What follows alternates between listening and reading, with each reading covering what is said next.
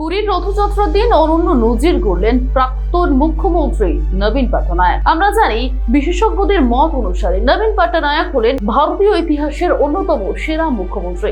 গতকাল আমরা পুরীর ঠিক রথযাত্রার দিন দেখলাম সেখানে একটি মঞ্চ করা হয়েছে এবং সেই মঞ্চের মধ্যে বিজেপির সেখানকার মুখ্যমন্ত্রী এবং রাজ্যপাল, উড়িষ্যার রাজ্যপাল সেই মঞ্চে উপস্থিত ছিলেন এবং প্রাক্তন মুখ্যমন্ত্রী নবীন পট্টনায়ক সেখানে উপস্থিত হন এবং মঞ্চের ঠিক নিচে তিনি যান এবং সেখান থেকে তিনি উড়িষ্যার মুখ্যমন্ত্রী এবং রাজ্যপাল সকলকে কিন্তু তিনি হাত জোড় করে সৌজন্য নিবেদন করেন। ঠিক সেই সময় আমরা দেখতে পাই সেই মঞ্চে উপস্থিত ছিলেন কেন্দ্রীয় মন্ত্রী ধর্মেন্দ্র প্রধান। তিনি কিন্তু সেই মঞ্চ থেকে সরাসরি নিচে নেমে আসেন এবং বর্তমানে যিনি কিনা প্রাক্তন মুখ্যমন্ত্রী নবীন পট্টনায়ককে তিনি একেবারে আহ্বান জানান মঞ্চের উপরে যাওয়ার জন্য। এবং আপনাদের জানিয়ে রাখি, যে জায়গায় দাঁড়িয়ে উড়িষ্যার এই যে রাজনীতি, সেখানে কিন্তু বর্তমানে দাঁড়িয়ে বাংলার রাজনীতিকে একবারে সজোরে থাপ্পড় মারল।